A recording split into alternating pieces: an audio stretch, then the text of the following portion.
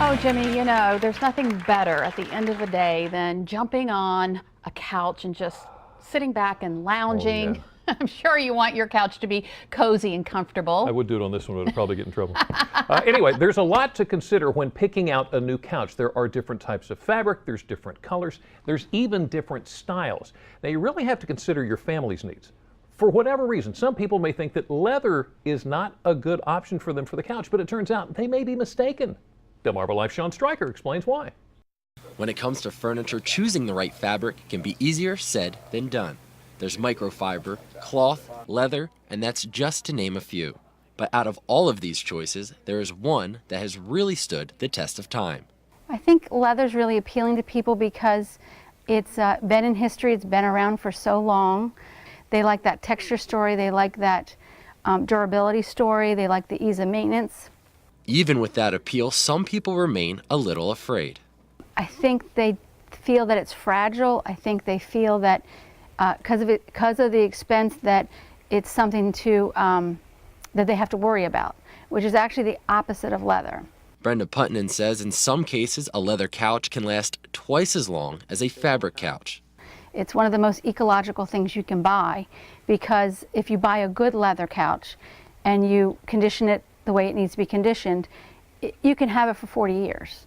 If that durability is something you're looking for in furniture, then leather might be for you. But there are a few things you need to consider when picking out your leather couch. Where it's going, is a lot of sunlight in that room? Sunlight's not a friend to fabric or leather. Price point, there's all different price points of leather, and there's a hierarchy of good, better, best, and sometimes the best leather, the most expensive leather, isn't the best leather for your family room. It might not be the best leather for a big sectional, but be phenomenal in a man's chair. Brenda says that expensive leather tends to be porous, which makes it more susceptible to scratches, but it also allows it to gain a very desirable weathered look. At Outten Brothers, they have all different types of leather for different needs. As you see here, there's some that are embossed, some that are metallic, some the colors all the way through.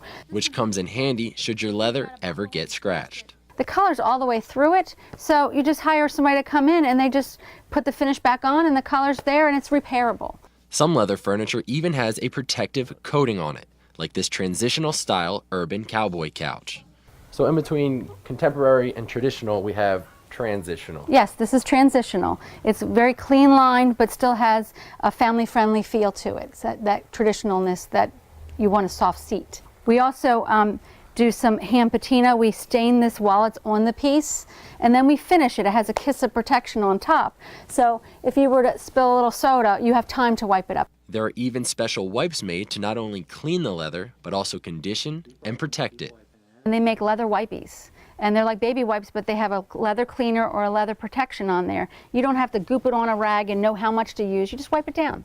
And by conditioning the leather, you'll be making sure the fabric lasts as long as its timeless look. Now we're looking at a leather couch. By re-accessorizing, you can have that longevity of style, but also if you buy a good leather couch, you have the longevity of durability. Here's something else that you might find interesting. According to Brenda, leather can be even healthier than some of the other fabric options because dust mites can't get in there. Ah, That's never thought about that. That's an important one. That is important. Well, while we're at home, let's step off the couch and into the kitchen. 90% of us have a microwave in our kitchen, but there are some do's and don'ts when it comes to using the microwave properly. We'll learn what to avoid putting in it at all costs. And we're heating up the Delmarva Life kitchen. We're going to learn how to make a sweet potato gnocchi, and it's gluten-free. And we have some sweet to go with that savory. Chef Jordan from the Bartlett Pear Inn is here making a golden husk cherries jubilee. Delmarva Life, we'll be right back.